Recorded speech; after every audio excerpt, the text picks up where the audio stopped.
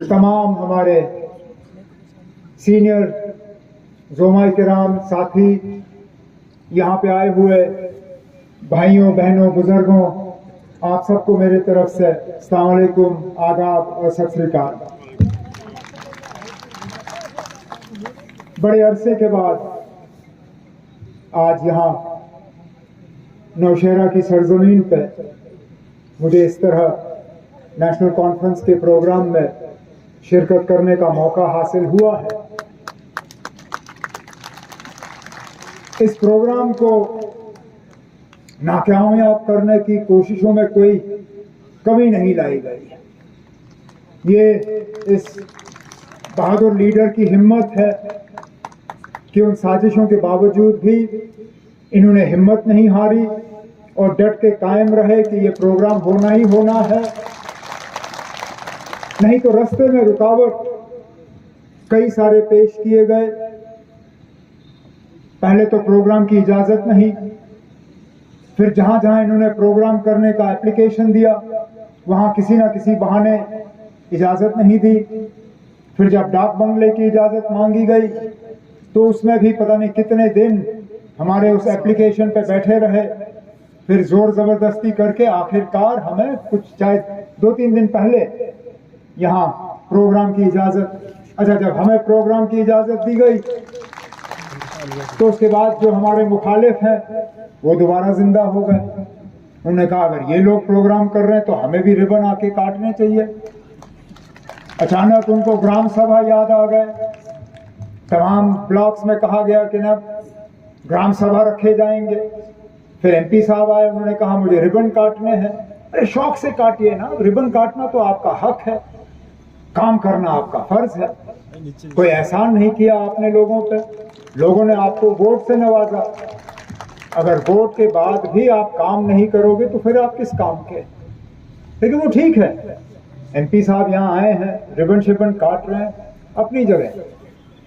लेकिन उनसे मजबूर होकर पूछना पड़ता है कि आखिरकार कम से कम हमें ये बताएं कि जम्मू कश्मीर में आज जमहूरियत को जिस तरह कुचला जा रहा है, जिस तरह इसको खत्म किया जा रहा है, इसके पीछे वजह क्या है।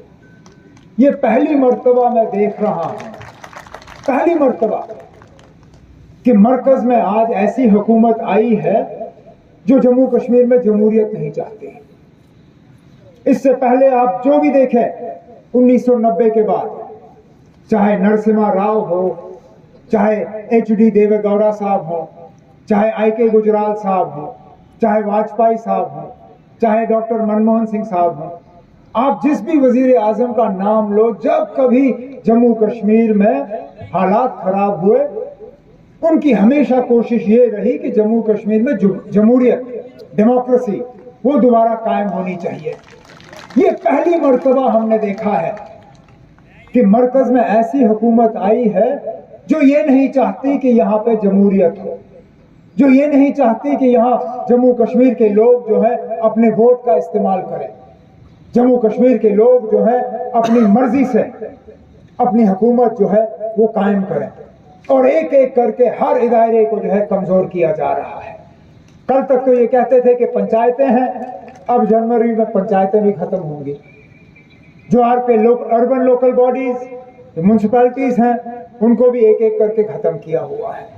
जम्मू कश्मीर की असेंबली को खत्म हुए 2018 में खत्म हुआ, आज 23 साल खत्म हो रहा है, जमहूरियत कहीं नहीं। और फिर जैसे सदोत्रा साहब ने कहा, ये लोग दावा करते हैं डबल इंजन। अरे जनाब, डबल इंजन की तब बात हो जब उस डबल इंजन का फायदा यहाँ के आवाम को पहुंचे। सरकारी मुलाजिम आज परेशान है, सरकारी मुलाजिम को अपना GP फंड तक नहीं मिलता, जिस GP फंड पे हर सरकारी मुलाजिम को उसका हक होता है।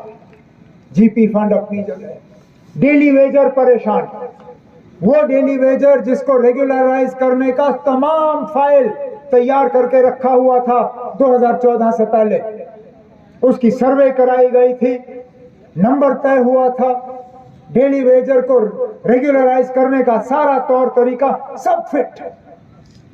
ऊपर वाले ने चाहा नहीं था उस वक्त 2014 में हमारी हुकूमत बनना, मामला वहीं रुका। महंगाई, वो कौन सी ऐसी चीज है जिसकी कीमत आज आसमान तक नहीं पहुंची? मुफ्त के चूल्हे बांटे इन्होंने, कहा कि अब घरों में लकड़ी नहीं जलाई जाएगी, चूल्हे बांटे गए।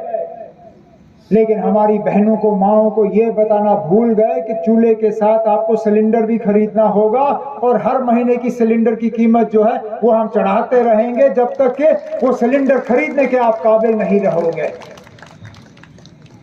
राशन,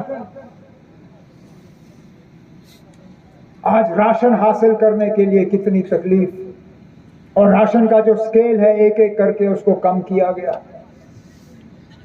हम वो लोग हैं जो 2014 के सैलाब के बाद पूरे जम्मू कश्मीर को 6 महीने मुकम्मल मुफ्त राशन का जो है हमने ऐलान किया था, इस बात के बावजूद कि हर इलाके में पानी नहीं चढ़ा था।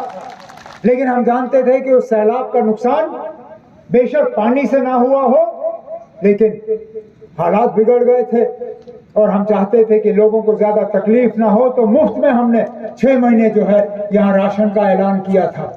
बिजली का निजाम, दावा करते थे ये लोग कि हम बिजली फराहम करेंगे, लेकिन आज बिजली कहीं नजर नहीं आती। मीटर लगाने में ये लोग पीछे नहीं रहे, हर घर तक ये पहुंचे सर्वे कराने के लिए। कहीं मीटर, कहीं स्मार्ट मीटर, कहीं डिजिटल मीटर। मीटर तो लगे लेकिन बिजली कहीं नहीं। पानी की किल्लत हर जगह, पानी का रेट जो है वो तो चढ़ता गया लेकिन पानी कहीं नहीं।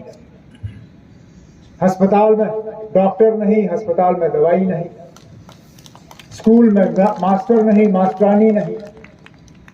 नौजवान हमारे बेरोजगार, रोजगार के साधन कहीं नजर नहीं आते। ये कहा गया था उस वक्त कि नौजवानों के रोजगार में अगर रुकावट है तो वो दफा 370 आईन का 370 हटने के बाद यहां रोजगार का रोजगार ही होगा। दफा 370 हटते हुए अब 4.5 साल हो गए। मैं मजबूर होता हूं पूछने पे कि वो रोजगार के ऑर्डर गए कहां? कहां है वो रोजगार के ऑर्डर जो हमारे नौजवानों को मिलने थे? आज पुलिस में कम से कम 6,500 पोस्ट खाली है। सरकार का कोई महकमा नहीं है जहां पोस्टें खाली नहीं है।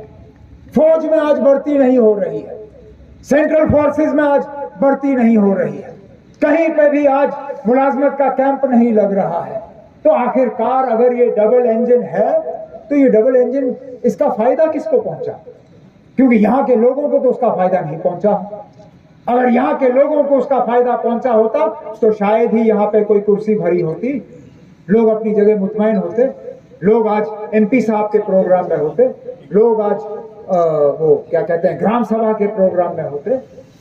हकीकत ये है कि इस हुकूमत ने किसी को फायदा नहीं पहुंचाया और इसलिए आपको अपने वोट का हक नहीं दिया जा रहा है। अफसोस होता है हम जैसे लोगों को, क्योंकि जम्मू कश्मीर में दोबारा जमहूरियत कायम करने के लिए कुर्बानियां इस जमात ने दी। 1996 में, 1996 जब कोई इलेक्शन लड़ने के लिए तैयार नहीं था, तब ये जमात सामने आई। नेशनल कॉन्फ्रेंस ने कहा कि हम इलेक्शन लड़ेंगे।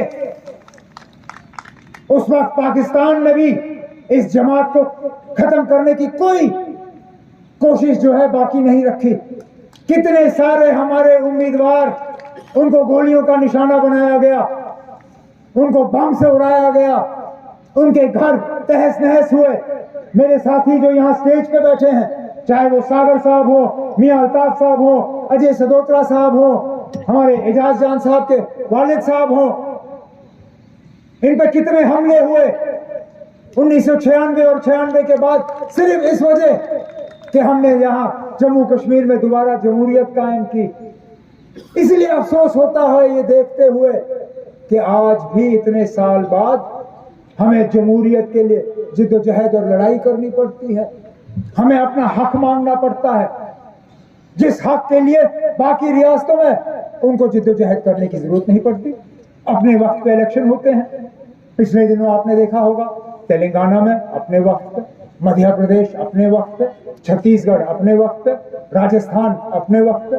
कल वोटों की गिनती होगी और वहां हुकूमत बनेगी। आखिरकार हमारी क्या खता है, क्या गलती है हमारी?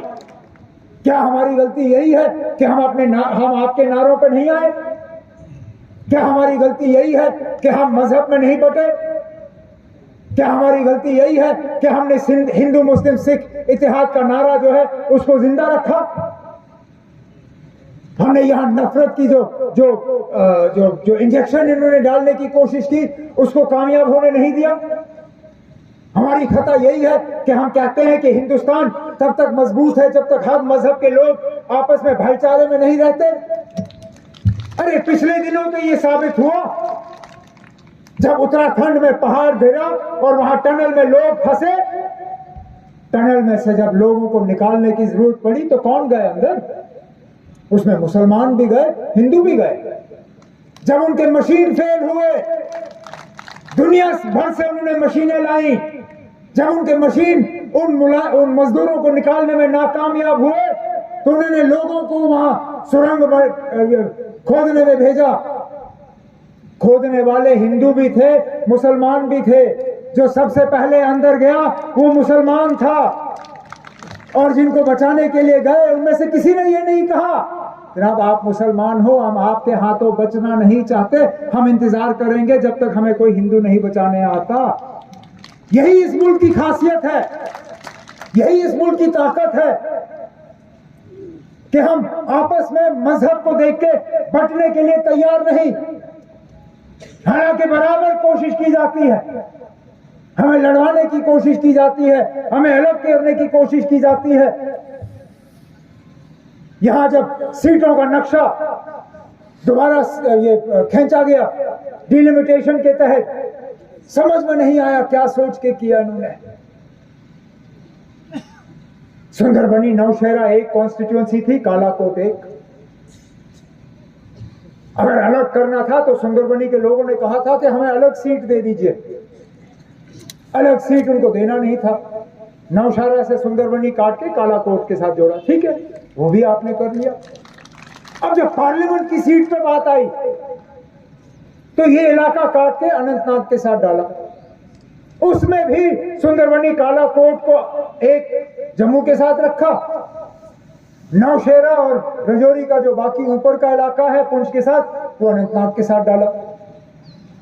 अब कोई मुझे समझाए ना इसके पीछे वजह क्या समझ के किया, क्या सोच के किया, समझ में नहीं आता। लेकिन इतना मैं आपसे जरूर कहूंगा, जो होता है अच्छे के लिए होता है।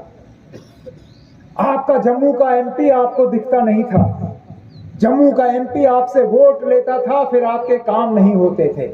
लेकिन इस बार मैं आपको यकीन से कहता हूं, नेशनल कॉन्फ्रेंस का उम्मीदवार यहां से वो होगा जो नौशहरा में भी दिखेगा, जो रजौरी में भी दिखेगा, जो पुंछ में भी दिखेगा, जो अनंतनाग में दिखेगा, जो कुलगाम में दिखेगा, जो वच्ची में दिखेगा।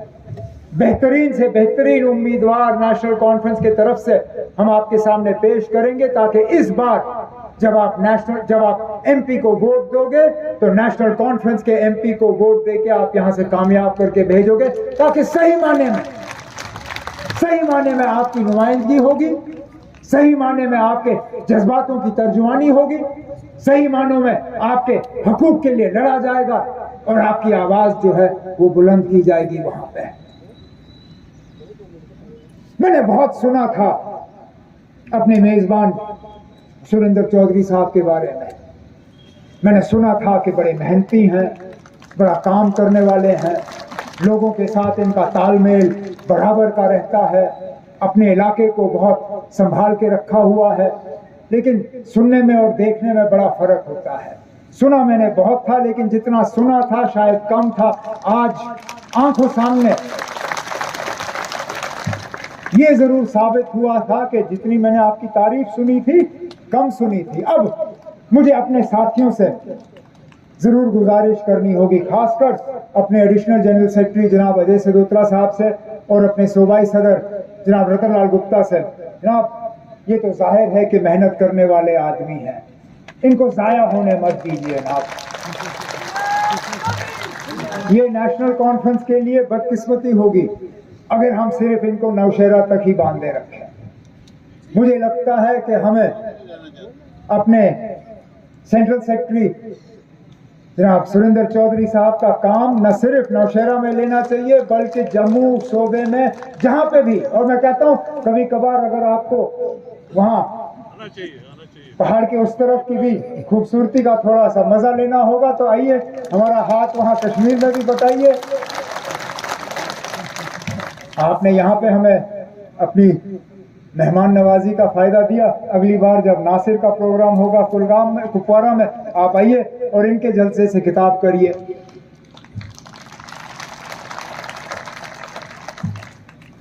मैं आप लोगों को सिर्फ एक यकीन दिलाना चाहता हूं, क्योंकि काम तो यहाँ बहुत गिने गए, चाहे वो कॉलेजेस के हिसाब से हो, चाहे बाकी चीजों के हिसाब से हो, करना बहुत कुछ है।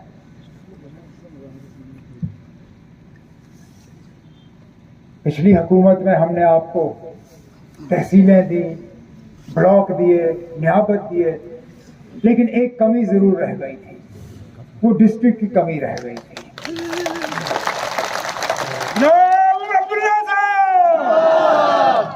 मौका मिलेगा, ऊपर वाले ने चाहा और एमएलए हमारा अपना होगा, वो जो पिछली बार कमी रह गई थी आगे जाके वो कमी भी हम पूरी करके आपको दे देंगे। उम्मीद सिर्फ यही है कि इस झंडे को आप मजबूती से थाम के रखें, नेशनल कॉन्फ्रेंस के पैगाम जो हैं आप जगह जगह पहुंचाएं, लोगों को ये एहसास दीजिए कि इस मुश्किल दौर में भी हम पीछे नहीं हटे, हमने अपनी आवाज को बेचा नहीं, हमने अपनी जबान पे ताला नहीं लगाया। आपके हकूक के लिए, आपकी इज्जत के लिए, आपकी वकार के लिए हम लड़ते रहे। आगे भी चाहे छोटे मसले हों चाहे बड़े मसले हों, आप इन लड़ाइयों में हमें पीछे नहीं पाएंगे। सुरेंद्र जी, मैं आपको, आपके साथियों को आज के इस बहुत ही कामयाब प्रोग्राम पे न सिर्फ अपनी तरफ से बल्कि सदर मोहतरम जनाब फारूक अब्दुल्ला साहब की तरफ से दिल की गहराइयों से मुबारकबाद पेश करता हूं, इस उम्मीद के साथ कि दोबारा जल्दी हमें इस तरह मुलाकात का मौका हासिल होगा।